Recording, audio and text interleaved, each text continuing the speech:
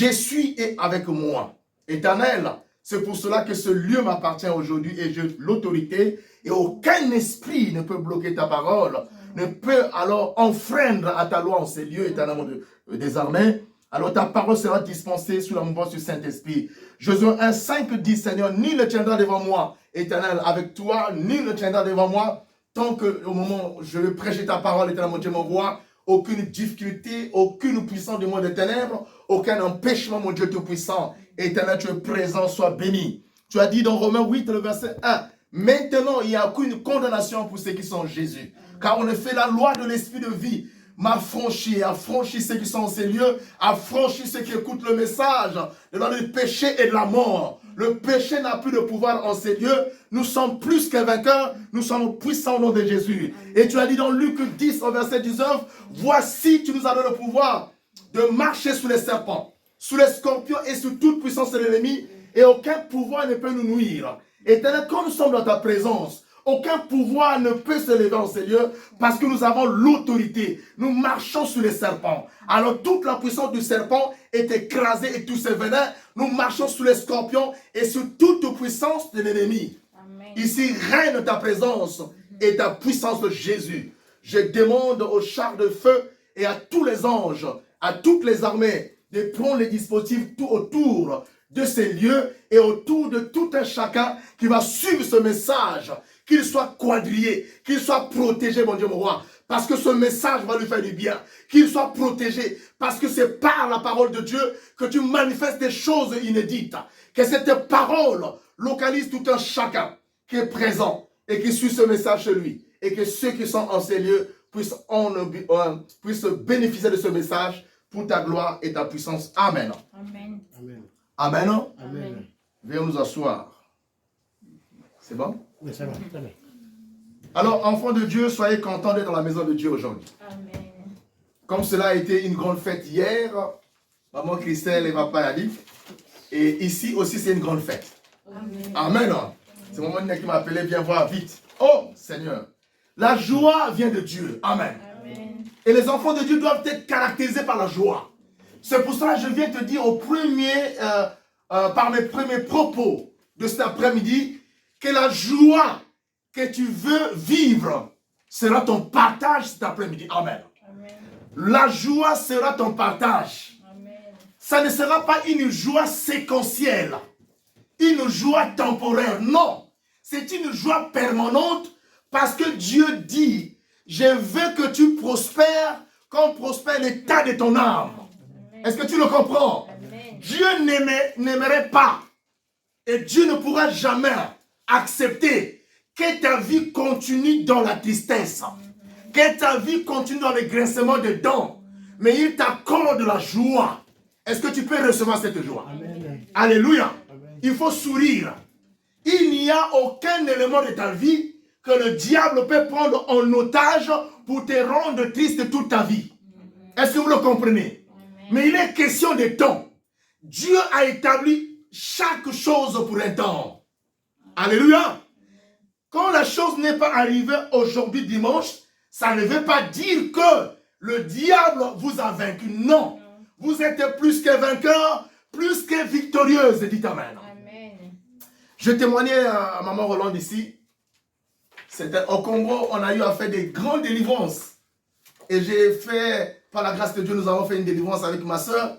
D'une soeur aussi, on priait. Mais depuis qu'on avait commencé à prier pour cette soeur, les choses qui s'est manifestées là, ne s'est jamais manifestées. Amen. Ça veut dire que c'est incalculable. C'est incalculable.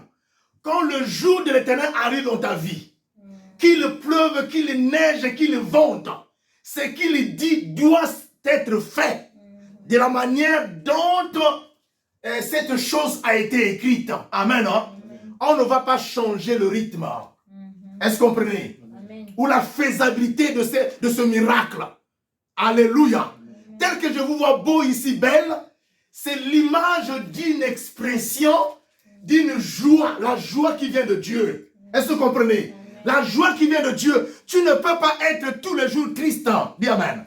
C'est pour cela, moi, je combats la tristesse à la maison là-bas. Quand je regarde une personne qui se réveille le matin quand tu te réveilles, tu dois être dans la joie. Il y a eu des choses qui se sont passées la nuit, que toi tu ne pouvais pas voir avec tes yeux. Mais Dieu a combattu à ta place. Est-ce que vous comprenez ça? Amen. Il y a eu des anges qui ont été mobilisés pour que toi tu te réveilles le matin bien portant. Alléluia. C'est pour cela, moi, quand je réveille, même avec une petite douleur, je dis la douleur quitte mon corps. Alléluia. Amen. Dieu vient me donner ce jour comme un don. Je me suis réveillé en paix, dans la joie. J'ai dit, alléluia, vive le Seigneur Jésus-Christ. Alléluia. Amen. Donc, je vais vous transmettre ma joie. La joie de Dieu. La joie de connaître le Christ. C'est une grande joie. Amen. Et c'est une grande fête d'être dans la maison de Dieu. Donc, amenez aussi cette logique de la fête de Dieu, de cette joie dans vos maisons. Quand un mauvais esprit veut t'amener le tristesse, dis non, sors de mon corps, de mon cœur. Moi, dans mon cœur doit habiter la joie. La joie doit nous caractériser. Je vais terminer par là ces premiers propos. Amen. Amen. Le message de cet après-midi est un message très délicat. Pourquoi? Parce que c'est aujourd'hui que Dieu me l'a donné. J'étais en train d'écrire rapidement. Vous savez, parfois, je prie souvent que Dieu me donne ce que ses enfants veulent écouter. C'est-à-dire ce qu'il veut que les enfants écoutent. C'est ce message-là. Donc, on va aller vite. Nous allons lire quelques versets. On ne va pas finir tous les versets, mais je vais vous donner les versets. Vous allez lire à la maison parce que j'ai aussi une révélation ici que je vais lire, que je vais donner certainement à un papier que je donnerai à maman Rolande de lire et l'autre donner à papa Yannick. Et je vais aussi suivre pendant que vous allez lire et expliquer un peu ça, cette révélation-là que Dieu a donnée pour tout le monde. Amen. Amen.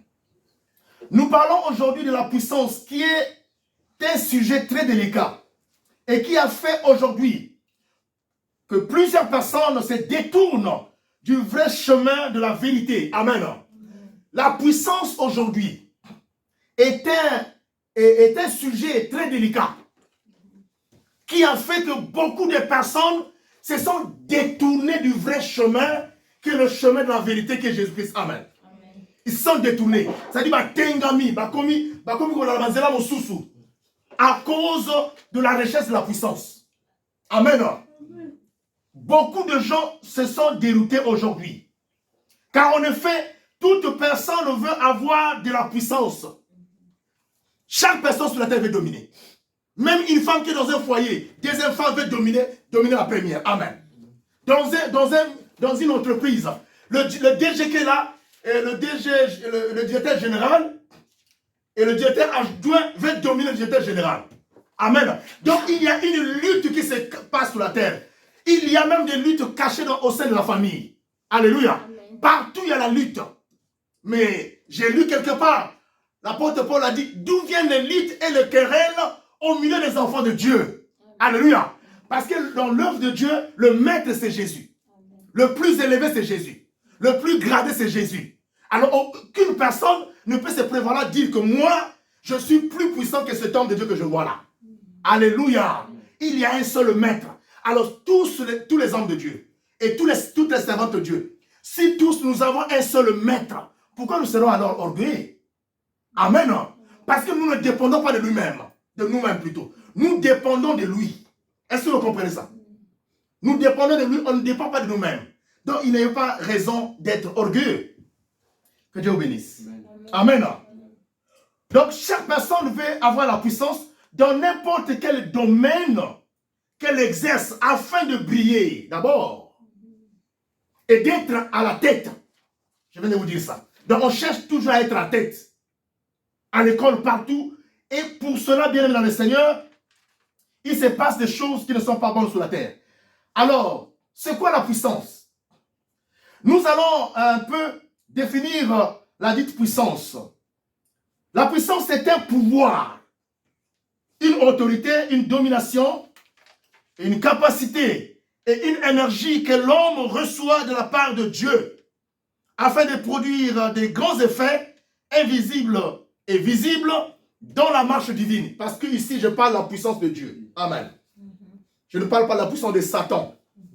Mais je parle de la puissance de Dieu. C'est pour ça que j'ai dit, c'est un pouvoir, c'est une énergie que l'homme reçoit de la part de Dieu. Donc là, on comprend tous que la puissance dont on parle à l'église, là où il y a les enfants de Dieu, est-ce que vous comprenez? Cette puissance ne vient pas d'une rivière. Cette puissance ne vient pas d'un gourou ou d'un vampire. Mais la puissance là vient de Dieu. Je vais aller droit au but. Cette puissance ne vient pas d'elle, mais la puissance dont on parle à l'église, la puissance qu'on utilise à l'église, la puissance par laquelle Dieu nous anime dans son œuvre, cette puissance ne vient pas du pasteur Jean-Pierre. Cette puissance vient de Dieu lui-même. Parce que c'est lui-même qui connaît le degré. Je ne vais pas parler de mon degré. Amen. La dimension dans laquelle il veut t'amener, dans la faisabilité des choses qu'il veut réaliser dans une croisade, dans un séminaire, dans un culte. Amen. Ce n'est pas mesuré, ce n'est pas à calculer. C'est lui-même qui descend dans sa dimension et dans la puissance. Il commence à opérer les signes et les prodiges. Cette puissance vient de lui-même, de l'Éternel. Est-ce que vous le comprenez? Pour cela, lisons Acte 1, le verset 8 au nom de Jésus. Soyons attentifs à ce message, c'est très profond. Nous allons découvrir beaucoup de choses à l'intérieur. Acte 1, le verset 8. C'est un message que Dieu m'a dit, je devais le dispenser parce que c'est un message qui va enlever beaucoup de gens qui sont dans la confusion. Les enfants sont dans la confusion, vraiment. Lisons. Acte 1, verset 8. Alléluia. Dit, mais vous recevrez une puissance. Le Saint-Esprit. On dit, vous recevez une puissance, le Saint-Esprit, oui. Survenant sur vous. Survenant sur vous. Le Saint-Esprit, c'est l'Esprit de Dieu. Le Saint-Esprit survenant sur vous, vous recevez une puissance. Continue. Et vous serez mes témoins. Et vous serez mes témoins. À Jérusalem. Dans toute la Judée. Dans la Samarie. Et jusqu'aux extrémités de la terre. On a dit, même vous recevez une puissance. Alléluia. Vous allez recevoir la puissance quand le Saint-Esprit va descendre en vous ou va être avec vous. Est-ce que vous le comprenez?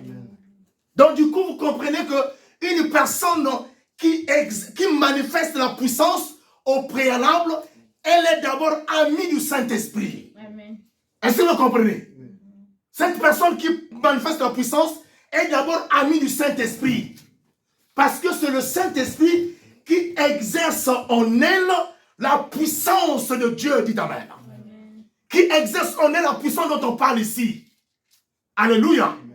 Mais alors là, on vous donne carrément la source. La source de la puissance qu'un homme de Dieu doit exercer pendant son ministère. Est-ce que vous comprenez ça? Pendant qu'il est dans l'église ou quelque part en train d'exercer le ministère que Dieu lui a donné, cette puissance a pour source le Saint-Esprit. Alléluia. Qui manifeste au travers de lui. Est-ce que vous comprenez? Mais alors, si cette puissance a une autre source en dehors du Saint-Esprit, parce que là aussi la question est très délicate. Vous allez dire, mais comment comprendre que cette personne a le Saint-Esprit et elle n'a pas? Est-ce que vous comprenez ça? Amen. Parce que tous nous disons que nous avons le Saint-Esprit. Amen. Mais ne vous trompez pas, en vous, il y a l'Esprit de Dieu. Est-ce que vous comprenez? Parce que la Bible dit, ne savez pas que vous êtes le temple de Dieu, en vous habite le Saint-Esprit. Donc, comme vous êtes le temple, le Saint-Esprit habite en vous. Ce même Saint-Esprit qui exerce le pouvoir ou la puissance dans l'homme qui vous prêche, ce même Saint-Esprit en vous va vous confirmer que la personne qui vous parle, elle est conduite par le Saint-Esprit. Est-ce que vous comprenez? Il n'est pas question de faire des études ou des analyses. Il n'y a pas une analyse qu'il faut faire là. Le Saint-Esprit va faire l'analyse avec vous. Amen. Alléluia. Et il commence à vous dire que cette personne est faux. Elle a une autre source en dehors de la source du Saint-Esprit. La puissance qu'elle a ne vient pas de Dieu. Amen. Donc on passe. Là on dit, vous recevrez le Saint-Esprit. Et vous serez puissants. Afin que vous puissiez aller prêcher la parole partout. Amen. On va comprendre, est-ce que réellement, toutes les personnes qui prêchent, qui parlent de la puissance, ont reçu la puissance de Dieu. Nous allons le découvrir. Amen. Amen. Lisons Psaume 68, versets 28 à 29. Psaume 68. Psaume 68, 28 à 29. La Bible nous dit, Là, son Benjamin. 68, 28 à 29. Mon Dieu ordonna que tu sois puissant. Ton Dieu ordonne que tu sois puissant. Mon papa, la télé, 29. oui. Mon Dieu. Ton Dieu ordonne que tu sois puissant. Ton Dieu ordonne que tu sois puissant. Affermi. Affermi. Ô Dieu. Ô Dieu. Que tu as fait nous. Pour Que nous. tu as fait pour nous. Amen. Yeah. Notre Dieu ordonne que vous soyez puissants. Est-ce que vous comprenez ça? Oui. C'est Dieu qui ordonne que vous soyez puissants. Est-ce que vous comprenez ça? Donc, l'ordonnance de Dieu a été établie que nous devons être des personnes puissantes sur la terre. Bien-aimés, comprenez ça. Nous allons aller vite.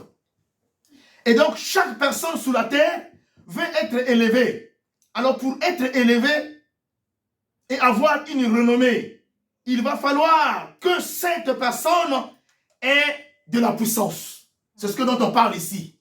Les personnes vont avoir la renommée, vont être élevées, vont avoir un nom. Comme on a écrit et les gens ont fait quoi? On doit aller à la recherche de la puissance. Ils ont oublié que la puissance ne vient pas de là où ils sont partis. La puissance vient de Dieu. Et nous allons découvrir comment détecter ces personnes-là. Amen. Comment détecter? Parce qu'en vous, il y a le Saint-Esprit. Il y a un certain moment où les gens sont distraits.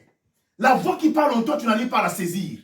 Qui te dit que là où tu es, ce n'est pas moi qui est là. Amen.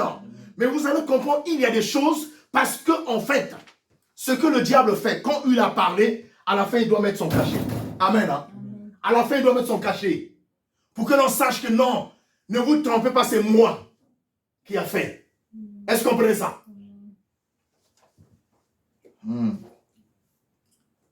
Et c'est pour cette raison que beaucoup de personnes se sont détournées du vrai chemin de la vérité à cause de la richesse de la dite puissance.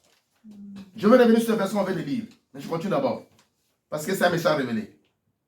Et beaucoup sont partis consulter des maîtres du monde des ténèbres. Amen. Sous noir et blanc. Je pense que je vais utiliser ce terme-là pour vous dire que la vérité, rien que la vérité. Sous noir et blanc, vous voyez et vous entendez même. Il y a des témoignages qui sortent là, ça et là. Qui sortent ça et là plutôt. On témoigne qu'il y a des gens qui parlent souvent consulter les maîtres là. Amen. Ici, ça fait quelques jours, je suivais un maître qui est apparu à la télé. Parce qu'il y a des gens qui sont partis le consulter, on n'avait pas payé. Le contrat n'est pas bien réglé. Et il est apparu en colère pour dévoiler ces personnes-là. C'est le temps, quand vous entendez ces choses comme ça, c'est le temps de Dieu. Amen. Et Dieu parle partout dans le monde. Il parle au travers des enfants, au travers, là où vous êtes, il vous parle. Que les gens aujourd'hui sont dans le faux, ils sont partis consulter d'autres maîtres pour avoir le pouvoir, pour avoir l'autorité, pour avoir la renommée, bien le Seigneur. Ce sont les maîtres du monde des ténèbres. Amen. Qu'est-ce que tu vas aller prendre auprès d'un maître du monde des ténèbres et que tu viendras exercer au milieu des enfants de Dieu, dans le troupeau du Seigneur, et parler que nous le faisons au nom de Jésus. Amen. Qu'on ne se trompe pas. Ce qu'un homme aura semé, il le moissonnera.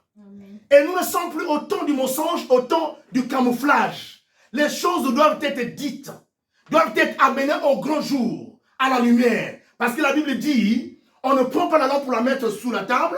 Amen. Mais cette fois-ci, on a pris la lampe, on l'a mis sur la table. Afin qu'elle serve pour la lumière et que le monde soit dans la lumière. Vous recevez le clairage de la parole de Dieu aujourd'hui. Où rien ne peut se cacher devant Dieu. Il y a des hommes de Dieu qui vous disent, ce que je dis ne pose pas la question, entends seulement et pratique. Non. Aujourd'hui, pose la question quand tu n'as pas compris. Alléluia. Je donne la libre expression à tout un chacun de poser la question, toutes les questions. Amen. Posez les questions. On ne doit pas avoir un langage unilatéral. On a parlé et vous consommez ce qui est inconsommable. Est-ce que vous comprenez ça? Non. Tu ne consommes pas quelque chose que tu ne connais pas. Tu dois connaître ce que tu consommes. Est-ce que vous me suivez ce soir? Est-ce que vous comprenez? Amen. Donc, tu dois poser cette question-là. Il n'est pas question qu'on te dise non. Faites seulement ce que je vous dis et ne faites pas ce que je fais. Alléluia. Mais normalement, c'est là la logique de la Bible. C'est là la faisabilité spirituelle. Le maître doit faire ce qui est bon et ceux qui le suivent aussi doivent le faire, n'est-ce pas? Amen. Les disciples suivent le maître. Est-ce que vous comprenez? Si le maître est caractérisé de la discipline, les disciples aussi seront caractérisés de la discipline. Par la discipline plutôt. Est-ce que vous comprenez? Mais s'il est désordonné, ceux qui reçoivent le message aussi seront désordonnés. Écoutez-moi ça. La parole de Dieu a une grande puissance. J'enlève d'abord la parole de Dieu. La parole a une puissance. Après, je mettrai Dieu. Est-ce que vous comprenez ça? La parole, l'illoba, et ça, la puissance ngouya. C'est pour cela, hein, il ne faut pas dire n'importe quoi à qui que ce soit. Est-ce que vous me comprenez? La parole elle-même a un pouvoir, une puissance. Quand elle sort de ta bouche, amen. Si tu es rempli d'une puissance de la sorcellerie, il y aura des effets. Amen. Si tu es rempli d'une puissance magique, il y aura des effets. Est-ce que vous comprenez ça? Parce qu'elle transporte une puissance. Amen. Donc, elle peut déformer ton corps, elle peut changer ton corps, elle peut détruire ton corps, elle peut alors bénir ton corps, elle peut maudire ton corps. On ne blague pas avec la parole. Et quand on dit la parole de Dieu, Dieu dit que personne n'élève mon nom en vain. Mais on vient parler à l'église au nom de Jésus-Christ. Quel est ce Jésus-là qu'on élève? Est-ce qu'on comprenez ça? Mais on vient d'une source quelque part où on a consulté un maître, marabout, un maître au bord des rivières, au bord des océans. Mais on vient parler au nom de Jésus. Mais la différence est faite à quel moment? Amen. Hein? Une personne qui élève le nom de Jésus dans le faux, quand il prie sur toi, à l'intérieur de toi, il y a le vrai Jésus, il n'aura aucun miracle. Est-ce que vous comprenez? Il n'aura aucun miracle. Tu vas même te dire, mais on a prié pour tout le monde, mais sur moi, rien ne s'est fait. Mais peut-être les 10 sur lesquels on a prié, ce ne sont pas des chrétiens, des croyants. J'aime ce terme-là. Des croyants qui croient en Jésus. Et la personne qui vous a imposé les mains est une personne qui est venue d'une autre source. C'est pour cela que je vous dirais, soyez très attentifs et faites attention d'accepter que n'importe qui vous impose les mains. Alléluia. Parce qu'il impose les mains, il vous transmet il fait un transfert. Les paroles qu'il prononce vont se manifester en vous. Alléluia. Beaucoup de personnes ont été détruites par les paroles proclamées par les faux hommes de Dieu ou par quelqu'un. Mais aujourd'hui, nous parlons de la puissance de Dieu. Quand tu viens parler de Dieu, et certainement on se disait qu'on peut tromper au nom de Jésus, personne ne va nous accuser. Personne ne va nous détecter. Mais il y a un détecteur que Dieu est en train de mettre au-dedans des enfants de Dieu. C'est pour ça que vous voyez des gens qui passent à la télé, qui témoignent. Il y a un détecteur. Le détecteur, vous le recevez aujourd'hui, c'est le Saint-Esprit, amen, qui va détecter par vous. Et vous allez comprendre que celui qui est en face de vous est faux. Il vous donnera une intelligence. Parce que quand le Saint-Esprit arrive, il illumine ton intelligence. Amen. Hein? Il va illuminer ton intelligence. Une intelligence illuminée, donc tu sauras. Et tu vas comprendre que là où je suis, ce n'est pas ma place. Est-ce que vous comprenez? Dieu ne devait pas laisser ce peuple dans la confusion. Parce que la question que tu vas te poser, comment on va les découvrir? Comment on va les connaître? On va les connaître tout à l'heure. Amen. Amen. Et par l'aide du Saint-Esprit. Pas par mon aide, ni par mon intelligence. Alléluia. Amen. Alors aujourd'hui, il est question de savoir qui est vrai et qui est faux. Amen. Mais bien évidemment, le Seigneur, nous tous, c'est-à-dire hommes, prédicateurs, chantres, modérateurs et tous ceux qui exercent l'œuvre de Dieu, dans les 5 ministères, nous faisons l'œuvre de Jésus. Amen. Jésus-Christ, qui est le Maître et le Tout-Puissant. Suivez très bien. Et donc, nous travaillons dans son champ, comme ouvriers. Les hommes des ouvriers. Tous, nous sommes des ouvriers. Alors, comme il est la tête de la mission que tout un chacun a reçu de sa part, suivez bien, alors il doit être la référence de tout un chacun dans l'exercice de cette mission qu'il a reçue de lui.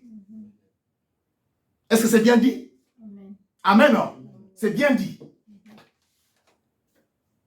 Alors, comme il est la tête de la mission que tout un chacun a reçue de sa part, il doit être la référence de tout un chacun dans l'exercice de cette mission qu'il a reçue de lui. Amen. Comme nous élevons tous Jésus, nous parlons de Jésus. Suivez très bien. Partout, vous n'aurez pas un prédicateur qui parle au nom de Satan. Il vient au nom de Jésus. Amen. C'est ça la confusion. On vient au nom de Jésus. Voici ce que j'ai reçu au nom de Jésus. Mais le problème, c'est tout vous. Il est important, comme il élève Jésus, cette personne, ou cette femme plutôt, et ce monsieur élève Jésus, ou cet homme de Dieu. Il est important, comme il a élevé cet homme, Jésus, qui est comme une personne qui a la tête, comme maître. Il doit être maître aussi dans l'exercice de son œuvre. Est-ce que vous comprenez bien? Quand il exerce l'œuvre de Dieu, Jésus doit être une référence pour cette personne. Mais ce n'est pas ce que nous voyons. Jésus doit être notre référence même dans nos prédications. Amen. Hein? Amen. La référence même dans les pratiques de délivrance, dans les pratiques des enseignements. Alléluia. C'est pour cela, lisez la Bible. Vous allez comprendre pourquoi Jésus doit être notre référence. La référence de Jésus-Christ doit primer dans la vie d'un chrétien ou d'un pasteur, d'un homme de Dieu, dans l'exercice de son œuvre, dans le respect de la parole de Dieu, dans la pratique des versets bibliques. Est-ce que vous comprenez ça? Si vous voyez un homme de Dieu qui respecte la parole de Dieu, qui suit légalement la parole de Dieu, qui fait légalement ce que la parole de Dieu dit, amen, ces derniers, sa référence est Jésus. Mais si quelqu'un amène des valeurs ajoutées, amen, des valeurs ajoutées au ministère, des choses, même le jargon, la façon de parler, la façon de s'exprimer, il y a des mots qu'on utilise là-dedans qui ne sont pas dans le registre de Dieu, dites amen. Le registre divin, je peux en dire. Le registre divin qui doit être utilisé à l'église. Vous entendez certains mots parfois, dimension, degré, des choses. C'est bien sûr que oui, David a utilisé le mot degré dans le psaume. Amen. Mais eux, ils viennent avec ces mots-là, bien dans le Seigneur, nous allons le découvrir tout à l'heure. Luc 6, 40. Luc 6, verset 40. Frère Yannick, sur la page, lisez. Ça va faire vite parce que... Luc 6, 40.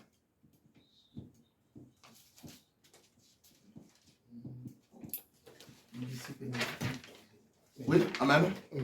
Le disciple n'est plus que le maître. N'est pas plus que son maître, c'est ça, non? Oui. N'est pas plus que le maître. Mais tout simplement accompli sera comme son maître. Mais si il est accompli, il sera comme son maître. Mais tout disciple accompli sera comme Alléluia. son maître. Mais tout disciple accompli sera comme son maître. Hein? Voilà. Donc le disciple n'est pas plus que le maître, mais tout disciple accompli sera comme son maître. Est-ce que vous comprenez ça? On a dit comme son maître. Papa, asseyez-vous. Merci beaucoup. Le disciple n'est pas plus que le maître. Moi, je suis un disciple de Jésus. Vous êtes les disciples de Jésus. Mais un disciple accompli est comme son maître. Est-ce que vous comprenez? Ça veut dire un disciple accompli, c'est ce disciple-là qui respecte la parole de Dieu, qui respecte les inscriptions que le maître lui a écrites. Est-ce que vous comprenez? Il respecte la parole du maître. En ce moment, on l'appellera un disciple accompli. Et il est comme son maître. Dites Alléluia. C'est un grand verset. Bien dans le Seigneur, vous n'allez qu'à observer et par le biais du Saint-Esprit, vous allez voir en ces personnes-là. C'est vrai, vous allez dire que ce sont des disciples accomplis. Et ils agissent comme leur maître Satan. Est-ce que vous comprenez ça? Ils agissent comme leur maître Satan. Parce que l'on ne peut pas mélanger le fait étranger et le fait divin. Est-ce que vous comprenez? Mais quand il y a un mélange, il y a un problème. Voilà pourquoi ne doute pas quand le Saint te parle de quelque chose que tu n'arrives pas à comprendre. Amen. Ce verset va te dévoiler que nous avons un seul maître et nous devons être... on doit suivre ce maître-là et être comme lui pour être grand sur cette terre, faire des miracles et devenir célèbre. Il n'est pas question d'aller consulter les faux dieux ou les faux dans le monde des ténèbres pour que tu reçoives la grandeur. Mais il est question que tu respectes les conditions et respecter les saintes écritures afin que tu sois puissant. Et c'est pour cette raison que je vous dis, n'allez pas partout où qu'on vous impose les mains. Parce que quand on vous impose les mains, vous ne savez pas ce qu'on vous transmet. Mais bien aimé le Seigneur, Amen. Alors, Amen. Dieu dit ceci, le pouvoir vient de lui. La puissance vient de Dieu. La puissance ne vient pas du monde des ténèbres. Lisons un peu la parole de Dieu afin de découvrir la vérité qui est cachée dans cette parole. Marc 16, 17 à 20. Lisons. Je vais vous donner les signes après pour connaître info. 16, 17 à 20. Lisons rapidement.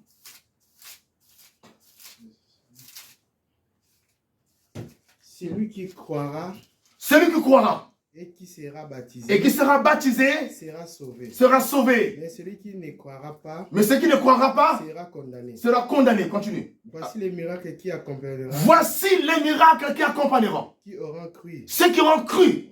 Au nom de mon Fils. En mon nom, au nom de Jésus. Oui. Il chassera les démons. Ils chasseront les démons. Ils parleront de nouvelles langues. Oui. Jusqu'à 18. Hein. Continue à 20.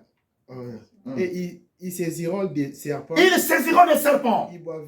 Et s'ils boivent quelques breuvages mortels, ils ne leur feront point de mal. Cela ne leur fera point de mal. Ils imposeront les mains aux malades. Ils imposeront les mains aux malades. Et les malades seront guéris. Le Seigneur, après leur avoir parlé, fut élevé. Amen. Ça va être par là. J'aimerais seulement dire à un enfant de Dieu ce soir. Le Seigneur dit, voici les miracles qui accompagneront ceux qui auront cru en mon nom. Au nom de qui? De Jésus. Rien qu'au nom de Jésus. Le miracle va t'accompagner si tu as cru au nom de Jésus. C'est-à-dire, au nom de Jésus, tu vas imposer les mains aux malades et les malades seront guéris. Aux morts, ils seront ressuscités. Alléluia. Aux boiteux, ils vont marcher. Tu vas opérer des signes, des prodiges et des miracles au nom de Jésus. Au nom de Jésus. Si on te donne le poison, tu ne mourras point. Au nom de Jésus, aucune puissance ne pourra te faire la guerre. Amen.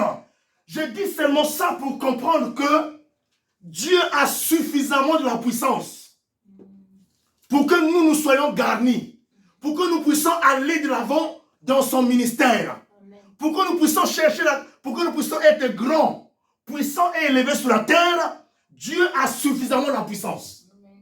La puissance de Dieu est incommensurable, est infinie. Amen. Une puissance bien ordonnée. Quand tu as cette puissance-là, tu agis dans tous les domaines de ta vie. Et donc, il n'est pas question que les enfants de Dieu, les créatures de Dieu, partent pour aller chercher la puissance dans d'autres lieux. Est-ce que vous le comprenez ça? Amen. Tout ça, c'est pour chercher la grandeur, pour chercher l'élévation, pour chercher les biens matériels, pour chercher l'argent, pour chercher beaucoup de choses. Mais on ne sait pas. C'est pour ça que je vous disais, le monde est détruit par les hommes de Dieu. Amen. Parce que tout ce qui part à l'église, tu ne sais pas qui t'impose la main. Amen. Et aujourd'hui, vous savez, le diable fait des études tous les jours. Il est en train de cacher. Il rend les enfants de Dieu aveugles pour qu'ils ne comprennent pas comment détecter ces personnes-là. Est-ce que vous le comprenez? Comment connaître le faux serviteur de Dieu? Amen. Le faux, ce n'est pas le serviteur de Dieu, le faux serviteur. Amen. Ceux qui élèvent le nom de Jésus-Christ en vain. Les serviteurs de Jésus-Christ de Nazareth ont des marques de Jésus-Christ sur eux. Est-ce que vous comprenez? Priez beaucoup, vous allez voir les marques de Jésus sur moi. Amen. Si je prie pour toi, je verrai les marques de Jésus sur toi. C'est pour ça qu'il a dit dans Galates 6, le 17, que vous pouvez lire à la maison, ne me faites plus la guerre, car j'ai les marques de Jésus-Christ sur moi. J'ai les marques de Jésus. J'ai été marqué de Jésus. Vous qui écoutez le message, vous êtes marqué par Jésus. Galates 6, le verset 17. Et si ceux qui sont des serviteurs de Jésus-Christ ont des marques, ceux qui servent le diable aussi ont des marques. Est-ce que vous comprenez ça? Maman Christian Zona. Vous avez fatigué. Amen. Ba marque ezali. Donc, ba serviteur dans bazar la marque. Ba serviteur de Satan un peu bazar la marque. Mais tous nous parlons au nom de Jésus. Est-ce que vous comprenez ça? Amen. Et les serviteurs du diable aussi, eux aussi, ils ont reçu les marques. Ils ont les marques que leurs maîtres leur accordées. Ils ont ces marques-là. Et comment les connaître? Vous n'avez qu'à voir. Vous n'avez qu'à voir comment ces personnes-là conduisent leur œuvre qu'ils ont reçue de la part de Dieu. Mais et aussi avec l'œuvre du Saint-Esprit, vous allez comprendre, parce que le Saint-Esprit est l'esprit de vérité. Vous allez comprendre comment ces personnes-là les détecter et comment savoir qu'ils sont faux. Qu'elles sont fausses plutôt. Les choses que ces derniers utilisent, voyez aussi les choses que ces personnes utilisent dans le ministère. Est-ce que vous comprenez? Pendant qu'ils sont dans l'exercice de la parole de Dieu, de l'œuvre de Dieu, les choses que ces personnes utilisent. Éveillez, ne rentrez pas à l'église comme des moutons de Panurge, non. Amen. Allez avec les yeux ouverts. Est-ce que vous comprenez ça? Ouvrez grandement les yeux. C'est un temps difficile. Un temps où il y a la perdition sur la terre. Un temps où les âmes sont en train d'être vendues comme au marché. Est-ce que vous comprenez? C'est un temps. Le troupeau de Jésus-Christ n'est pas à détruire. Amen. Alléluia. Je ne suis pas le seul dans ce troupeau-là. Nous sommes nombreux les hommes de Dieu que Dieu est tenté d'utiliser en ce temps de la fin. Amen. Nous sommes seulement des bergers. Amen. Mais un berger ne peut pas dévorer les brebis. Et le maître, le grand berger, c'est lui-même Jésus-Christ. Nous avons été mandatés. C'est pour ça que je n'aurai pas un langage pour dire mon église à moi. L'église de Jésus, dit Amen. Acclame le Seigneur. Amen. L'église de Jésus, pas mon église à moi. Dans mon église, non. Dans l'œuvre de Dieu. Est-ce que vous comprenez ça? Parce que c'est ça le langage. On va un peu essayer par la grâce de Dieu et par le Saint-Esprit qu'on va les détecter. Amen. Première des choses, voyez les logos. Suivez-moi ici. Voyez les logos souvent de ces églises-là. Amen. Ou de ces missions. Les logos. Amen. On va connaître ici qu'est-ce qu'il fait le logo. Le mot logo. Le logo, c'est une abréviation du mot logotype, qui veut dire une représentation symbolique et graphique d'une marque, d'une entreprise, d'une église ou d'une entité quelconque, etc., etc. Et on dit ceci, et fait partie de son identité. Amen. Vous avez compris? J'ai dit ceci, le logo est une abréviation du mot logotype qui veut dire une représentation symbolique et graphique d'une église, d'une entreprise. Et on dit ceci, ce logo fait partie de son identité. Est-ce que vous comprenez? Ce logo fait partie de son identité visuelle. C'est qu'on voit. Est-ce que vous comprenez, Makamongo? Amen. Donc, le logo que tu vois là fait partie de l'identité de la personne qui est en face de vous. Vous comprenez ça? Vous n'avez qu'à lire dans ce logo-là qu'est-ce qu'il y a de chrétien, de sainteté dans cette parole, dans ce logo. Vous n'avez qu'à voir dans ce logo-là qu'est-ce qu'il y a de spirituel dans ce logo. Certainement, vous n'allez pas arriver à déceler ou à déduire certains logos. Mais parlez de Saint-Esprit, vous arriverez à déduire ça. Amen. Et quand une fois le logo est déduit, vous comprenez que ce logo-là et ces logos, voilà. Amen. Que Dieu te bénisse. Je voulais faire une liaison. Amen. Le logo-là fait partie fait partie de son identité. Donc, dans ce logo, il y a son identité. Amen. Donc, identité là, ils ont là qui ça à travers le logo wana. Est-ce que vous le comprenez? Koluka Mosikate ne part ni loin. Amen. On ne va pas finir le message, mais nous donner on va continuer ça notre jour. On devait parler jusqu'à les effigies, bah descendre dans le mur. Amen. Les dessins qu'on voit dans le mur, on dessine des gens qui ont telle flèche. On doit arriver là un jour. Amen. Parce que la vérité doit être dite. Tu rentres comme un aveugle dans l'église, on t'amène comme ça. Amen. Là-dedans, dans le logo, il y a son identité. Est-ce que vous comprenez? Amen. Donc là, déjà, tu peux comprendre qu'ici, Jésus n'est pas ici. Ce n'est pas ma place. Sors. Amen. Alléluia. S'il s'agit de mettre le logo ici, nous, c'est quoi? La montagne de la transfiguration, on va mettre une montagne. On peut ou ne pas le mettre. Amen. On n'a pas besoin de ça. On écrit justement les Écritures. Dites Amen. Alléluia. On écrit simplement possible la montagne de la transfiguration. Cette montagne n'est pas physique, elle est spirituelle. Amen. Je parle, elle est spirituelle parce que quand vous venez ici, c'est un cadre de la maison. Ce n'est pas cette montagne. La montagne, vous êtes cette montagne spirituellement parlant. Amen. Est-ce que vous comprenez? On n'aura pas besoin de mettre ça. Alléluia. Continuons, on va suivre. Amen. On a dit, dedans, il y a son identité. Que Dieu bénisse. Alléluia. Amen. Parlons des insignes. Les insignes que les gens mettent sur les costumes, sous les habits. Des insignes que les gens mettent même. Il y a même des insignes dans l'église à l'intérieur. Des insignes. Biloko amike ba tia na ma veste parfois, na ba bouton, na ba manchette, biloko belé. Les insignes que les gens portent. Amen. Une insigne est une marque distinctive. Suivez-moi bien. Une insigne est une marque distinctive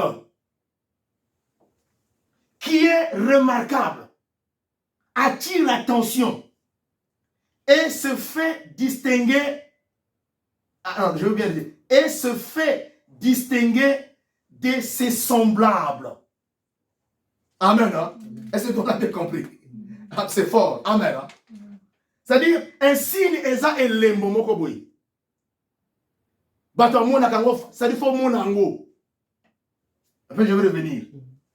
Et balobi, yango e attire comme mission bateau. Ça attire.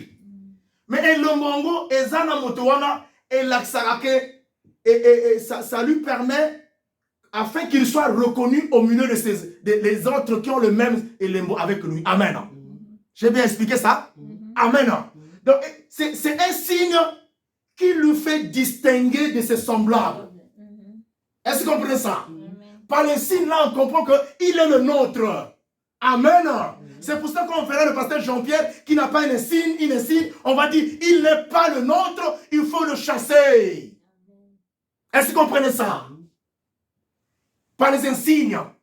Ça peut être une bague. Amen. Une bague avec beaucoup d'étoiles comme ça, quelque chose, il porte la veste au lieu de mettre, il met des insignes. D'autres, c'est des chaînes. D'autres, c'est des trucs comme ça. Même sur les pochettes, il y a plein de choses. Amen. Les insignes là, leur font distinguer de leurs semblables. C'est-à-dire les personnes avec lesquelles ils les ressemblent. Ils se ressemblent. Amen. Les personnes avec lesquelles ils se ressemblent. Est-ce que vous comprenez ça? Amen. Donc, facilement, on va connaître et découvrir que cette personne est la nôtre. Recevons-la. Même si c'est une première fois qu'elle est venue dans votre église, ou qu'elle a été invitée quelque part, ou elle rentre dans une église, on la reçoit avec beaucoup de révérence. Amen. Parce que tous ensemble ont la même insigne. Est-ce que vous comprenez ça? Tous autres bien, non? Voilà, maman Christelle. Tout le monde très bien. Donc, la signe est ébélée. Nzambe est la signe, mon côté, elle fait ça la Bible, non? Il faut la signe boyer pour que on ne côté le Nzambe. Est-ce que c'est exacté? Exacté. Même la croix que les gens portent là, avec une grosse croix, c'est signe mon aîné. Jésus-Christ, comme il n'est plus sur la croix, la personne qui rendait cette croix valeureuse, il a quitté cette croix. Il est vivant. Amen. Pourquoi vous adorez encore la croix là? Amen. Et cette croix, dès que Jésus était parti, il a accompli un grand mystère sur la croix, le mystère salvatrice. L'œuvre salvatrice allait dire, la croix que nous gardons, c'est une croix intérieure, spirituelle, pas physique. Amen. Pour faire croire aux gens que tu pries. Alléluia. Et ça, si nous il croit qu'on a donné dans une loge, dans une maison quelque part. Alléluia. Cherchez-moi le verset où Dieu a dit, il faut porter les grosses croix à la poitrine. Est-ce qu'il y en a? On va faire des recherches avec vous.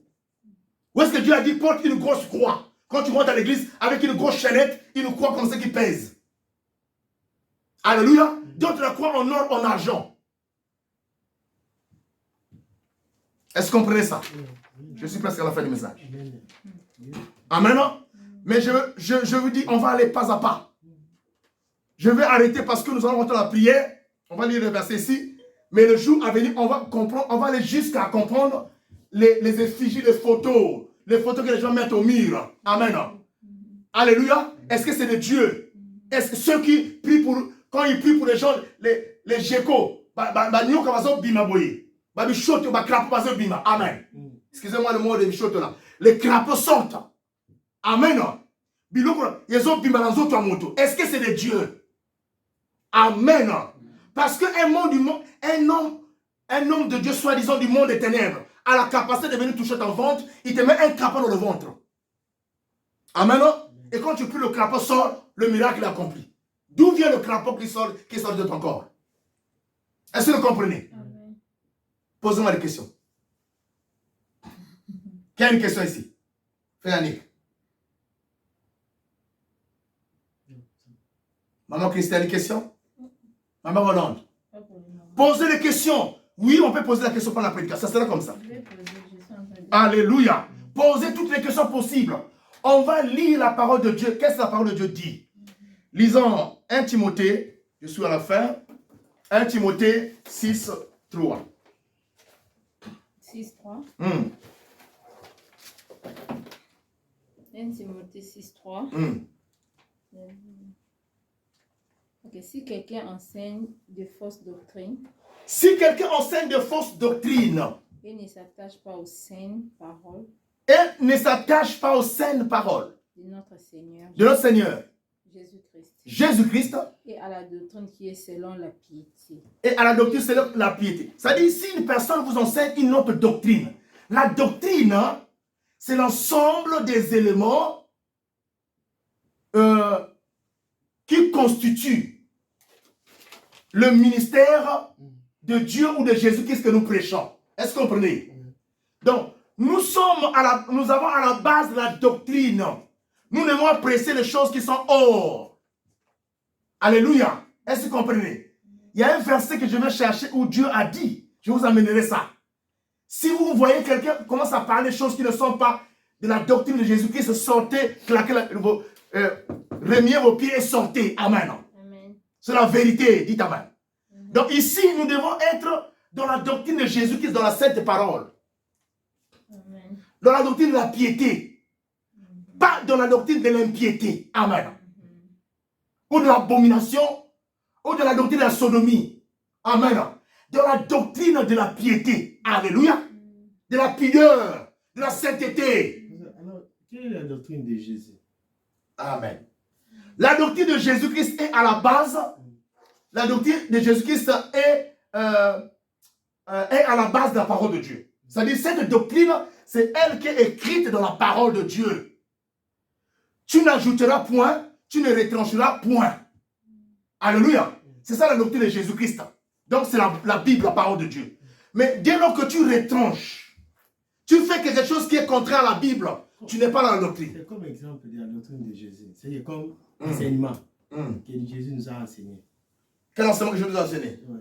Par exemple, sous la prière, par exemple, de Matthieu 6, je pense. Quand nous prions, nous disons, notre Père qui est dans les cieux, que ton nom soit sanctifié, que ton règne vienne, que ta volonté soit faite sur la terre comme au ciel. Amen. Hein? Et je prends un autre exemple encore. Voilà. Prenez un autre exemple ici. Un autre exemple, par exemple. Voilà. Lisons Exode 20. Exode 24. Exode 24. Ça, c'est la doctrine de Jésus-Christ. Suivant. Exode 24. Lisons. Tu ne feras point d'image taillée. Tu ne feras point d'image taillée. Ni des représentations quelconques des choses. Ni des représentations quelconques de choses. Qui sont en haut. Qui sont en haut. Dans quoi? Dans les cieux. Qui sont en bas sur la terre. Qui sont en bas sur la terre. Et qui sont dans les eaux. Et qui sont dans les eaux. Plus bas que la terre. Plus bas que la terre. Là déjà c'est une instruction qui vient nous révéler la doctrine. Tu ne feras point d'image taillée. Des choses qui sont en haut, dans les cieux, qui sont en bas, dans les eaux, qui sont sur la terre. Mais qu'est-ce que nous voyons aujourd'hui? Les gens font des représentations, n'est-ce pas, non? À ça, les mois et l'eau qu'on a eu. Quand je pose ça, c'est pour dire que... Est-ce que c'est possible que... Je sais pas. Continue, oui. Est-ce que c'est possible qu'un pasteur enseigne des vies conjugales à l'Internet? Est-ce que c'est la doctrine de Jésus? Amen. Que Dieu te bénisse. Je vous ai permis des questions. Un pasteur ne peut pas venir parler de la vie conjugale, de choses de l'intimité au public, à l'Internet. Est-ce que vous comprenez ça? Parce qu'on parle de la pudeur, de la sainte doctrine qu'on venait lire, on venait lire 1 Timothée 6, 3. Amen. Est-ce qu'il y a un verset dans la Bible qui parle que tu dois venir divulguer les choses de secret d'un couple à l'Internet? C'est tout simplement pour avoir la vie. Amen. Parce qu'il n'est pas bon. Jésus n'a pas amené cette doctrine-là. Tu viens parler de... Qu'est-ce que tu as dit? Vie conjugale. De vie conjugale. Comme quoi? Enseigner comment satisfaire ta femme. Oh, Jésus de Nazareth. C'est de la sodomie, mon frère. Je parle de ça. C'est de la sodomie. Jésus-Christ n'est pas un homme pornographique. Amen. Il n'est pas un professeur de porno. Est-ce que vous comprenez ça? Mais il y a des professeurs qui viennent, il y a des hommes de Dieu qui sont devenus comme des professeurs de pornographie. Amen. Ils enseignent le porno dans des places qui devaient être, là où on devait enseigner la parole de Dieu. Amen. Mais rien que par ça, mon frère, c'est une bonne question que Dieu te bénisse. Rien que par ça, tu vas comprendre que cette personne n'a pas de la pudeur. Elle n'est pas de Dieu. Il n'est pas de Dieu. Dis Amen. Oui, la page de questions est ouverte. Amen. Oui, vas-y. À propos des images taillées que vous avez dit, de l'habillement, des signes et tout. Alors, si quelqu'un fait du genre cette image, ou bien porte quelque chose par ignorance, c'est un homme de Dieu, disons, par ignorance. Amen. C'est un ami qu'il a acheté. Amen. Et les signes ici, les gens ont l'habitude de dire que c'est des antichrists. Alléluia. Vous avez acheté ça par ignorance, exemple. Vous avez acheté juste pour porter. Et vous êtes un homme de Dieu. Est-ce qu'on peut vous connaître? Alléluia. Regarde, si vous portez ces choses bien dans le Seigneur, nous sommes dans la parole, ne soyez pas distraits. Amen. Si la personne a porté ces choses-là, et un habit qui a un signe qui ne connaît pas, en ce moment-là, Dieu le comprend autrement. Mais pour toi et moi, pour toi qui ne connais pas, mais la majorité, ceux qui le portent, connaissent. Et si c'est un dessin qu'on a mis au mur, ce dessin-là a été d'abord imaginé, cogité. Il y a eu d'abord dans la réflexion, on a eu d'abord à faire le dessin en esquisse. Vous connaissez en esquisse? C'est-à-dire on fait d'abord avec des traits fins. Moi, j'ai fait le dessin industriel. On fait d'abord, on dessine d'abord avec des traits fins. Après, on fait des traits forts. Amen. Donc, ça prend du temps. C'est une période de méditer, préméditer au moment où on fait le dessin de logo. Papa, exemple, Oui. Pour les dessins de logo, comme vous avez dit, alors, ok, je ne défends personne. Ouais. Soi-disant l'homme de Dieu, il a fait ça sans intention d'être magicien. Amen. Genre il a imaginé juste c'est une décoration. Amen. Exemple. Amen. Et Écoutez ma fille, on ne peut pas faire une décoration sans connaître de quoi va servir cette décoration. Alléluia. Je venais de lire ici là qu'une insigne est une marque distinctive. Amen. Suis-moi. Une marque distinctive qui est remarquable. Amen. Attire l'attention et se fait distinguer de ses semblables. Oui. Peut-on être un homme de Dieu et puis ignorant des gens qui est un homme de Dieu qui ne comprend bien la parole de Dieu? C'est vraiment, est-ce que c'est... Non. Ce n'est pas possible que tu fasses, que tu dessines quelque chose, que tu aies ignoré la chose que tu as dessiné. Non. On a dit ceci encore, le logo. Le logo, j'ai dit ici que le logo fait partie de son identité. Donc, le ministère qu'il exerce, il connaît le logo qui représente ce ministère-là. Et on a dit ce logo-là fait partie de son identité. Est-ce que vous comprenez ça? Oui. Ça va? Oui. Donc, il ne peut pas être ignorant. Mais le pasteur, c'est de là il nous dit, il y a la plupart des divorces et l'enseignement qui nous enseigne aujourd'hui, et des pasteurs nous disent, et ils ont constaté qu'il y a trop de divorces à cause de ces histoires-là. Et c'est pour cela qu'ils ont... Ils ont plus le pouvoir d'expliquer ça. Amen. Bien aimé dans le Seigneur. C'est possible. Aujourd'hui, que Dieu te bénisse. C'est une grande prédication, un moment important aujourd'hui. Amen. Les gens vont se peut-être étonner comment, au milieu de la prédication, on a introduit des questions. Dieu a voulu que ça se passe comme ça. Amen. Mais si c'est Dieu qui a dit, ou bien parce qu'ils ont vu qu'il y a tout le dislocation, divorce, séparation, division des couples. Amen, dans le monde. Et qu'ils ont pris le mandat. Je ne sais pas, ils ont reçu le mandat là d'où? De venir enseigner même des choses qui n'étaient pas dans la chambre. Amen. Au public, à l'internet. Qu'est-ce qui partait dans le monde? Non. Mais le Seigneur. Alléluia. Je sais que le Saint-Esprit a la capacité d'aller détruire l'esprit du célibat. Amen. Le Saint-Esprit a la capacité. Il n'est pas dit quand tu vas prêcher ces choses, là-dedans, je ne vois pas la présence du Saint-Esprit, hein, qui va faire que ce mariage-là soit réglé. Non. Est-ce que vous comprenez? Ce n'est pas en dévoilant ces choses qui ne devaient pas être dévoilées aux enfants de Dieu au public que les enfants de Dieu seront dans la paix, dans le foyer. Non. C'est en leur prêchant Jésus qui a dit que l'homme quittera ses parents et s'attachera à une femme et les deux deviendront une seule chair. C'est Jésus qui l'a proclamé. Alors adressez-vous à lui et lisez cette parole qui a dit, Genèse 1, 26, je pense, Dieu a fait l'homme à son image. Amen. Et il dit, il n'a pas voulu que l'homme soit seul. Et il lui a donné une aide semblable.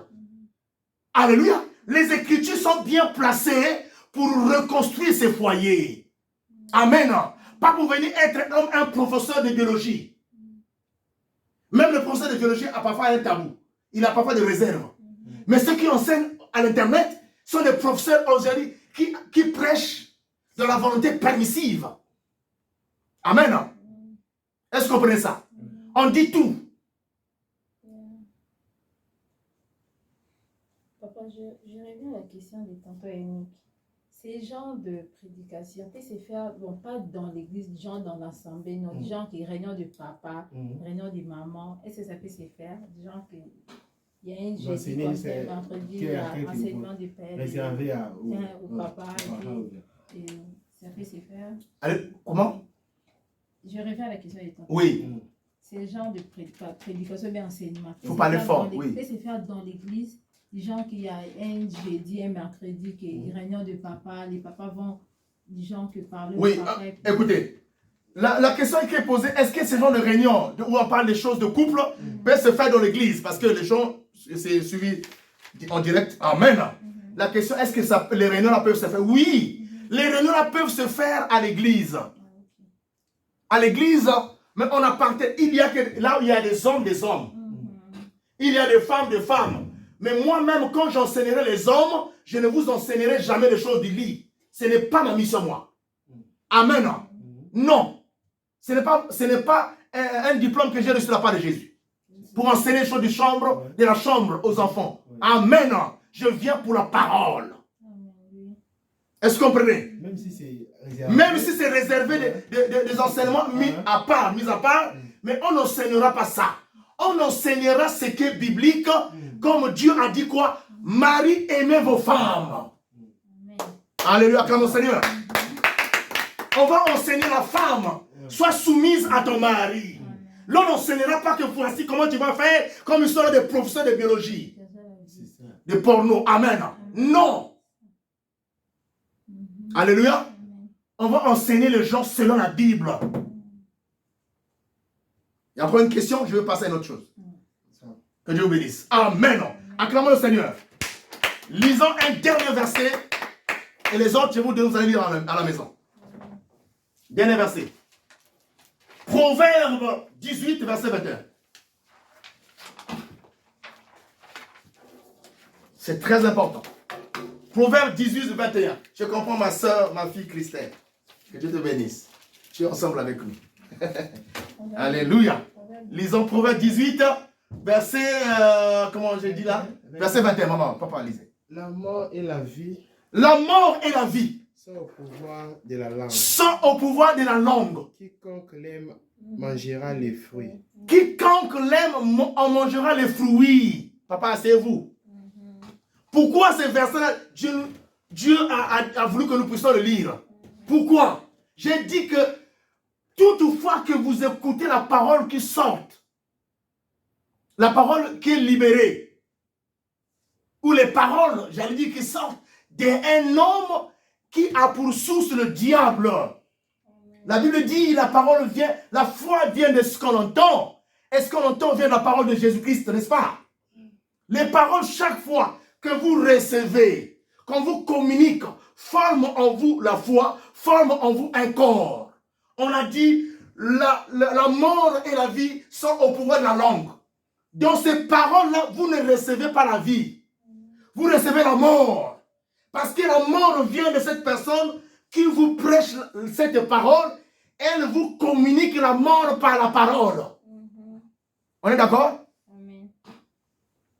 Et la personne qui a la vie de Jésus-Christ en elle vous communique la vie.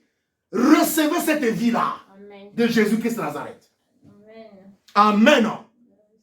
Alléluia. Bon. En tout cas, vous 1 Timothée 4, 1. Le reste, lisez à la maison. Après, on va passer à la révélation ici. Dans 1 Timothée 4, 1. Non, 1 Timothée, chapitre 4, verset 1 seulement. 1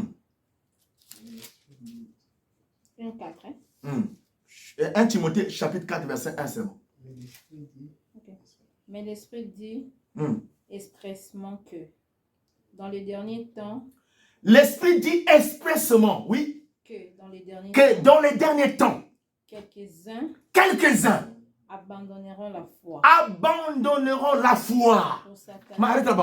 Abandonneront la foi, pourquoi? Parce que c'est par la foi que tu arriveras à connaître le vrai Dieu. Amen. Et cette foi vous est communiquée par lui-même Jésus au travers de sa parole. Mais dès lors que vous recevez une mauvaise parole qui n'est pas la parole de Jésus, vous recevez une mauvaise foi et vous allez abandonner la véritable foi en Jésus-Christ. Continuez. Pour s'attacher à des esprits. Pour s'attacher à des esprits. Séducteurs. Séducteurs. Et à des doctrines. Et à des doctrines. Des démons. Des démons. On vous enseigne les doctrines des degrés des démons. Amen. Des doctrines qui ne sont pas doctrines de Dieu. Ce moment-là est arrivé où les gens ont abandonné la foi véritable pour s'attacher aux séducteurs. Alléluia. Et les gens ont la démonition maintenant là. Ils veulent seulement écouter ce qu'eux ils aiment. Voyez combien de vues quand un professeur de porno est en train de donner à l'internet. Combien de vues. Amen. Et combien de vues pour cette personne qui dit fouiller le péché. L'impudicité. Amen. On va dire le bandit Marokima. Est-ce que vous comprenez ça? On n'est pas un marché pour que nous puissions avoir besoin de clients.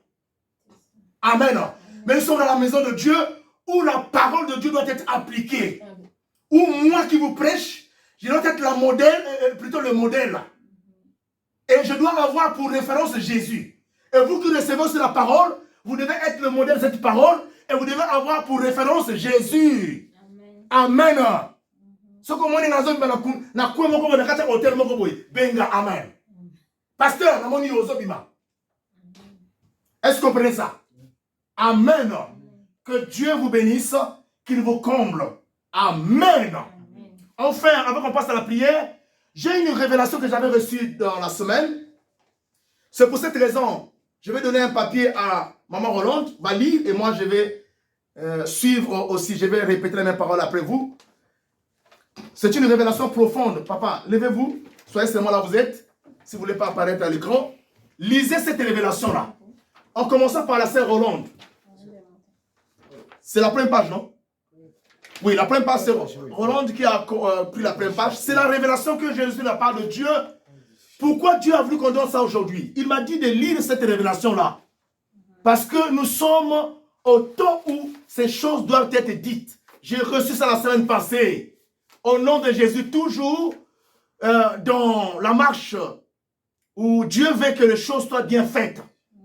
Lisez Maman Roland et je vais lire après vous. Révélation du Seigneur Jésus. Révélation du Seigneur Jésus-Christ. Récit par loin de Dieu. Récit par loin de Dieu. Le fait de l'Éternel.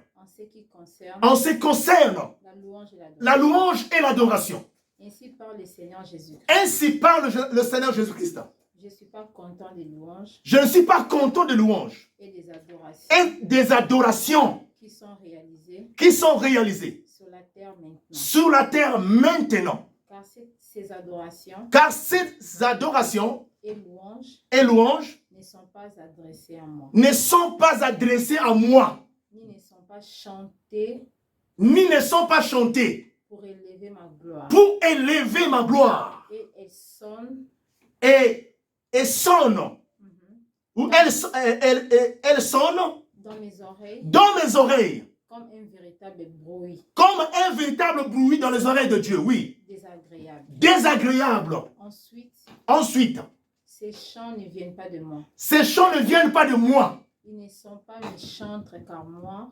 Ils ne sont pas méchants. Car moi. Je ne partage pas ma gloire. Je ne partage pas ma gloire. Avec un autre Dieu. Dans le verset. Ésaïe 42, 8. Ésaïe 42, 8 le déclare. Oui, continue. Dit, je suis l'Éternel. Je suis l'Éternel. C'est là mon nom. C'est là mon nom. Et je ne donnerai pas ma gloire. Je ne donnerai pas ma gloire à un autre Dieu. Et ma louange à des images taillées. Ni ma louange à des images taillées. Continue. Il y a beaucoup de chantres. Il y a beaucoup de chantres. Qui chantent pour le diable. Qui chantent pour le diable. À cause de l'argent. À cause de l'argent. C'est comme si moi. C'est comme si moi. Je ne peux pas bénir. Je ne peux pas bénir. Une personne. Qui fait mon œuvre. Dans la droiture. Ne savez-vous pas. Ne savez-vous pas. Que l'or et l'argent m'appartient. Dit l'Éternel. Dit l'Éternel à AG 2:8. AG 2:8. Continue. L'argent est à moi. L'argent est à moi. Et l'or est à moi. L'or est à moi. Dit l'Éternel. Moi, Dieu. Moi, Dieu. Je siège. Au milieu de l'adoration. Au milieu de l'adoration. Et de la louange. Sainte. Car je suis saint. Car je suis saint. Et je ne peux pas faire. Et je ne peux pas faire. Quelque chose. En dehors de ma sainteté. Psaume 23:3. Psaume 23:3. La Bible déclare. Pourtant tu es saint. Pourtant tu es saint. Tu sièges au milieu de louanges d'Israël. Et vous les chantres. Et vous les chantres. Je m'adresse à vous. Je m'adresse à vous. Ainsi déclare Jésus-Christ. Au travers de mon serviteur. Au travers de mon serviteur. Que vous allez après juger. Que vous allez après juger. Mais je vous affirme. Que cette révélation. Vient de moi. Jésus iredestrine. Le Dieu véritable. Redestrine inena. Jésus iredestine inena. Continue. Le Dieu véritable. Le Dieu véritable. Vous devez m'adorer. Vous devrez m'adorer. En esprit et en vérité. Jean 4:24. Jean 4:24. La Bible dit. Dieu est esprit. Dieu est esprit. Dieu est esprit. Et il faut que ceux qui m'adorent, qui l'adorent, l'adorent en esprit et en vérité. Moi, je vous demande de revenir à moi. Car vos adorations et vos louanges ne me plaisent pas. Et elles exhibent le diable et ses anges au milieu de mon troupeau. Mon esprit n'est plus au milieu des chantres. Mon esprit n'est plus au milieu des chantres. Je parle à toutes les races. Je parle à toutes les races de la terre. Et je vous demande de revenir à moi. Et vous allez voir le grand réveil par lequel je vais me manifester au travers des chantres et les chants. Et vous verrez ma gloire. Et vous verrez Nestine, Iretekinestrana. Vous verrez ma gloire en Redenastrina. Continue. Descendre de nouveau. Des cas Chorenestine, oui. Descendre de nouveau. Descendre de nouveau. Au milieu de vous. Au milieu de vous. Tout en manifestant les guérisons. Tout en manifestant les guérisons. Les délivrances. Et les témoignages du Saint-Esprit. Dans tous les domaines de votre vie. Alors je cherche des vrais adorateurs. Alors je cherche de vrais adorateurs. Dans Jean 24, 23. Jean combien? 4, 23. 24, 23. 4, 23. Jean 4, 23. La Bible dit. Mais l'heure vient. Mais l'heure vient. Et elle est déjà venue. Où les vrais adorateurs adoreront le Père. En esprit et en vérité. Car ce sont là les vrais adorateurs que le Père demande. Moi l'Éternel, je désire me manifester maintenant. Maintenant sur la terre, au travers les chants. Et les chants. Moi, Dieu, j'aime l'adoration et la louange. Voici les pays qui sont établis. Voici les pays, écoutez-moi bien. Je n'ai pas reçu cette révélation ou cette liste-là par moi-même ou par choix. Je me l'ai précisé là. Amen. Parce que même moi qui vous parle, alléluia, je ne pouvais pas recevoir ce genre de choses si ce n'est pas Dieu qui m'a donné cette liste-là. Amen. Alléluia. Sinon, si c'était mon choix, j'allais mettre mon pays à la tête. Amen. Amen. Hein? Parce que par la grâce de Dieu, je suis dans tous les pays. Amen. Amen. Mais là où j'ai grandi, là où je suis sorti sur la terre. Amen. Je devais mettre ce pays à la tête. Mais par l'orientation et par la volonté de Dieu, voici la liste que Dieu a établie, là où il avait mis l'onction de la chanson et là où il avait consacré les chants. Oui, continue. Voici les pays qui sont établis à la tête des adorations. Voici les pays qui sont établis à la tête des adorations et des louanges. Des louanges qui mettront encore mon nom. Qui mettront encore mon nom. Mon trône en mouvement. Qui élèvera encore mon nom et qui mettra mon trône en mouvement. Oui. Congo, RDC. Il y a le Congo, la RDC. Congo, Brazzaville. L'Angola. L'Afrique du Sud. Les États-Unis. La Côte d'Ivoire. Et la Zambie. Alléluia. Amen. Ce sont ces 7 pays qui sont à la tête de l'adoration et de la louange. C'est une révélation. Amen. Je ne vais pas vous donner d'autres explications parce que cela vient de Dieu. Continuez. Beaucoup de choses seront réglées. Beaucoup de choses seront réglées. Par mes chantres. Qui sont loin du Saint-Esprit. À travers les adorations. Et louanges. Ils vont ramener par ma recommandation. Ils vont ramener par ma recommandation. L'unité au milieu des enfants de Dieu. L'unité au milieu des enfants de Dieu. Ils vont briser l'inimitié. Ils vont briser l'inimitié. Koyina, Kokabora. Continue. Entre les ethnies. Entre les ethnies. Et les races. Au milieu de mon peuple. Ils vont ramener la joie. Ils vont ramener la joie.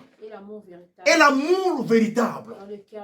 Dans le corps du chrétien. Ils vont éduquer toutes les générations. Ils vont éduquer toutes les générations par la chanson. À la pratique du bien.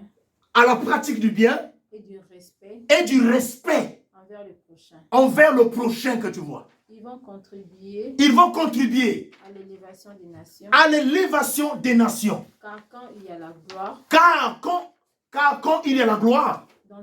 Dans un pays. Quelconque, tout marche par le Saint-Esprit. Amen.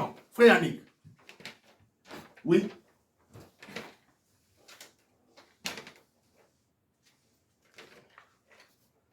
Pardon? Chrétien. Le rôle du chant au milieu de la famille chrétienne. Le rôle du chant au milieu de la famille chrétienne. Le chant est une source d'unité. Le chant est une source d'unité. Une expression d'unité. Une expression d'unité. De l'ensemble. De l'ensemble. Du jeune. De plus jeune. Le plus jeune. Ah oui. Au plus jeune. du plus jeune au plus vieux. Nous pouvons tous participer à un chant. Nous pouvons tous participer à un chant. Dire les mêmes paroles. Dire les mêmes paroles. Ensemble. Ensemble. Sur la même clé. Sous la même clé. Au même rythme. Au même rythme. Bref. Nous nous mettons au dispensant. Nous nous mettons pour dispenser. Et si chaque voix à chaque chose d'unité peut chanter des notes différentes. Répète là, papa. Et si chaque voix. À chaque chose. D'unité. Peut chanter. Des notes différentes. Si chaque personne peut chanter dans une chorale une note différente, oui.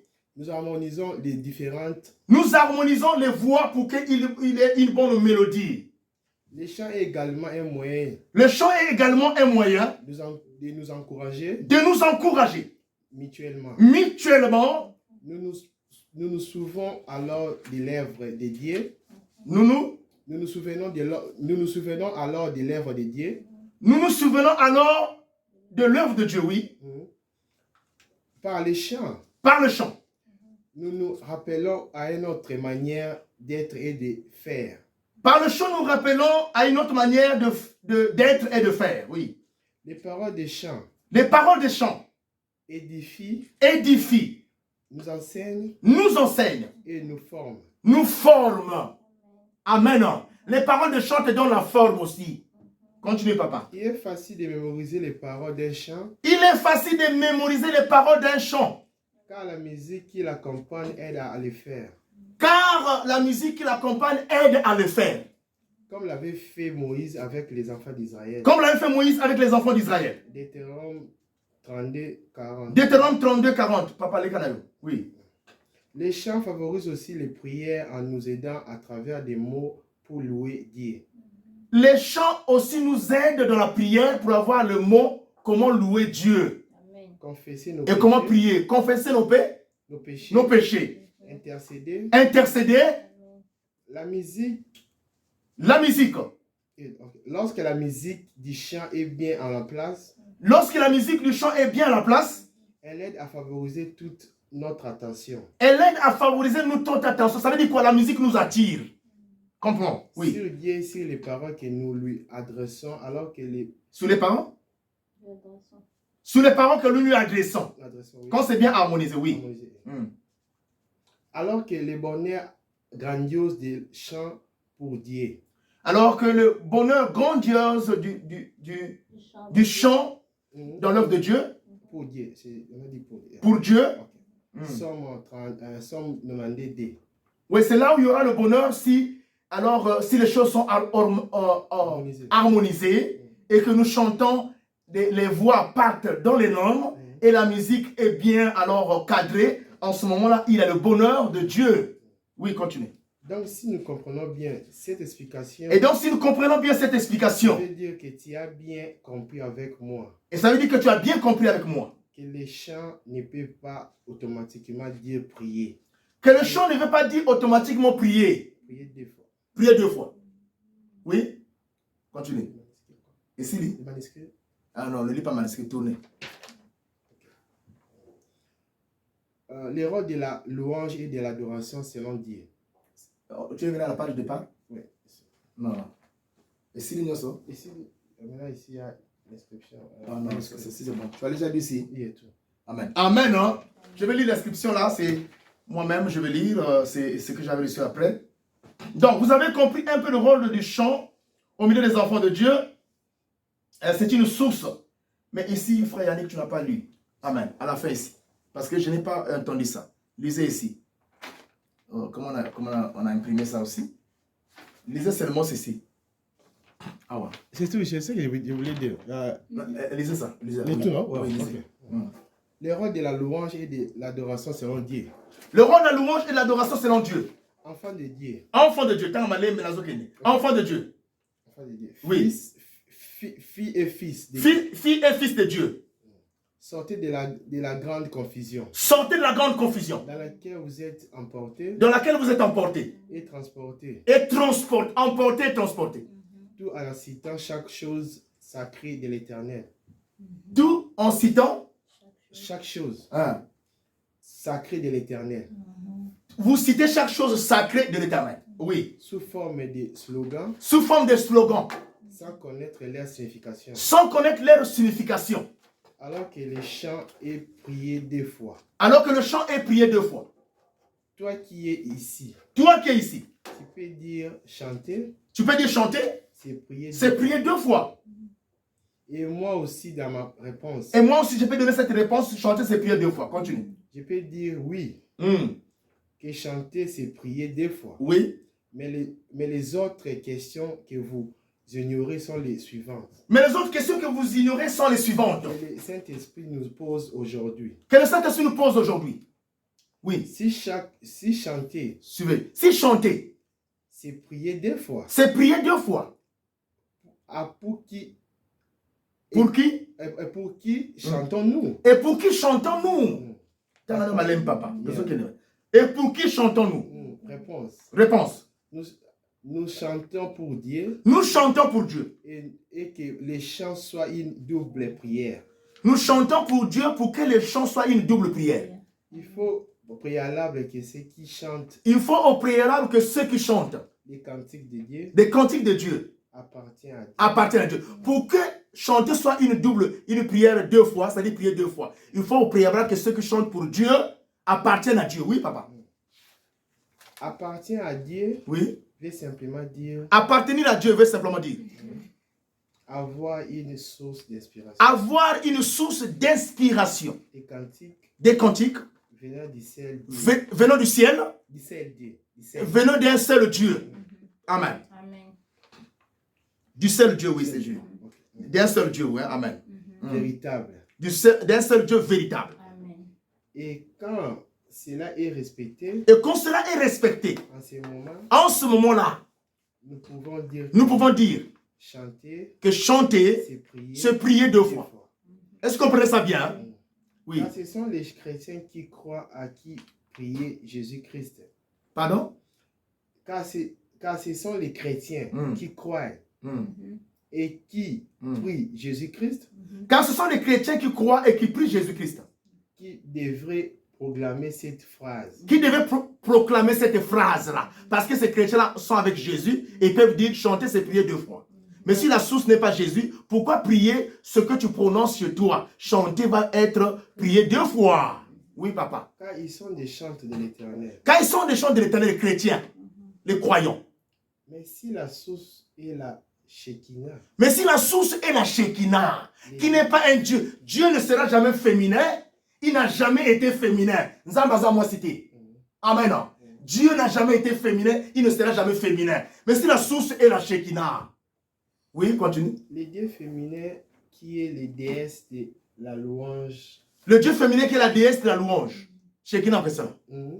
Et l'adoration du monde des ténèbres. Et l'adoration du monde des ténèbres. Et qui est aussi à la fois la source de cette louange. Et qui est à la source aussi à la fois la source de cette louange et de cette adoration que eux chantent, là où ils vous disent que chanter c'est prier 2 fois.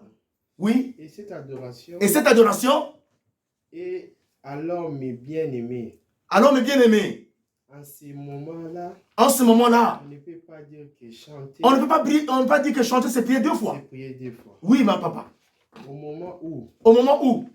Ta source d'inspiration des chants. Et la Shekinah. Qui est notre Dieu.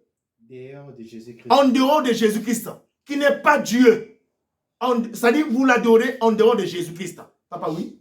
Tu chantes pour un faux Dieu. Tu chantes pour un faux Dieu. Qui veut dire que tu n'es pas chrétien de Jésus-Christ. Qui veut dire que tu n'es pas croyant ni chrétien de Jésus-Christ. Dans les cantiques, dans les cantiques que tu sortes de ta bouche. Dans les cantiques que tu chantes de ta bouche. Il y a une sémence du diable. Il y a une sémence du diable. Alors tu pries aussi 2 fois, mais pour les comptes de ton maître. Oh Seigneur, que Dieu te bénisse. Et tu dis aussi chanter que les chansons que tu sors de ta bouche là viennent du diable. Et tu dis aussi chanter c'est prier 2 fois, mais tu pries le diable 2 fois. Oui, papa. Oui. Pour une personne qui se retrouve dans ses œuvres. Pour une personne qui se trouve dans ses œuvres. Pour une personne qui se trouve dans ces œuvres-là, la phrase qui dit qui chante ses prières des fois n'est qu'un slogan, car elle est généralement... Amen. Donc, la personne, pour cette personne qui a une source du diable, et quand il chante, et ses chansons à lui, comme cela vient du diable, quand il dit que chanter ses prières 2 fois, pour lui, c'est seulement un slogan. Voilà, oui, papa. Le signe service. Quand on prononce cette phrase, on pense tout de suite que celui qui est... On pense tout de suite que celui qui proclame cette phrase est un chrétien ou une chrétienne. Ou une chrétienne. Oui. C'est fini ici. C'est fini là? Ouais. Que Dieu vous bénisse. Merci beaucoup. Et la dernière révélation ici, je vais vous donner, c'est une révélation particulière.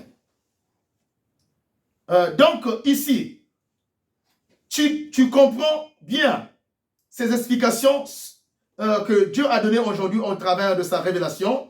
Et alors, il faut mettre ces choses en pratique. Mais la dernière révélation ici, c'est une révélation particulière adressée à l'église évangélique du Congo. Plutôt à l'église évangélique sur le plan mondial. Je suis parti au Congo parce que je suis du Congo. Amen. Mais l'église évangélique, Dieu aujourd'hui parle à cette église. Il a dit ceci, je ne vois plus cette église devant ma face. Pourquoi? Dans cette église, Dieu avait placé le vrai réveil. Amen. Dieu avait placé le réveil dans l'église évangélique, partout dans le monde. Amen. On a commencé bien sûr par l'église évangélique du Congo, RDC, Congo-Brazzaville, Congo-Angola, Congo, Amen. Avec le grand K. Alléluia. Je dois vous révéler cette révélation. Il avait placé le réveil là-dedans. Il ne voit plus cette église. Amen. Il dit ceci, j'avais placé le réveil, le vrai réveil dans cette église. Et je plaçais ensuite dans cette église la pierre blanche de la sainteté. Il y avait des gens qui respectaient les normes de la sainteté dans l'église évangélique du Congo dans les temps anciens. Est-ce que vous comprenez ça? Et il dit ceci, cela a été un modèle que tous les chrétiens et toutes les églises devraient suivre. Mais aujourd'hui, comme cette église, ils ont plutôt, comme on a mené à l'intérieur de cette église, le feu étranger, Dieu n'est plus content de ça. Que ceux qui sont à l'église évangélique écoutent cela. Église du Congo, RDC, Congo-Brazzaville, partout Angola, et le monde entier, église évangélique. Dieu s'est adressé particulièrement à cette église, qui était une image. Et dans ces églises-là, il y avait l'adoration véritable et la louange. Mais on a mis le feu étranger.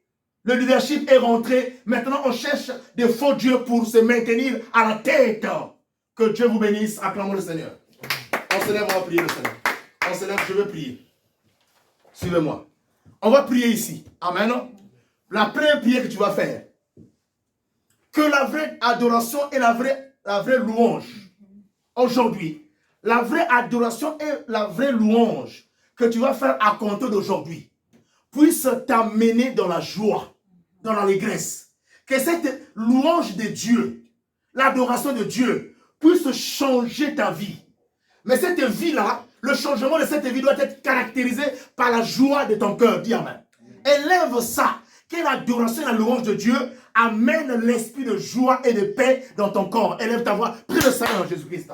Mon Dieu Tout-Puissant, que les louanges et les adorations qui viennent de toi apportent la joie dans mon cœur, la joie dans ma maison, la joie dans tout ce que je fais. J'aimerais avoir la joie de cette louange. Quand nous chantons dorénavant ici, priez le Seigneur, que les adorations que nous allons chanter ici puissent vous emporter en esprit, puissent vous amener dans le ciel.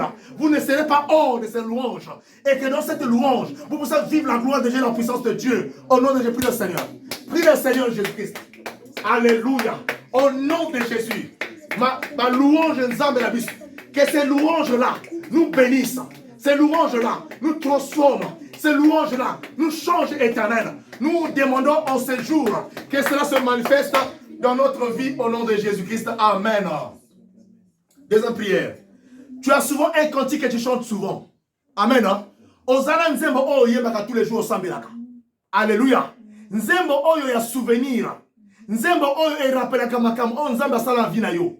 Le chant là te rappelle la présence de Dieu. Le chant là t'emporte la présence de Dieu. Le chant là t'amène devant le trône de l'Éternel. Et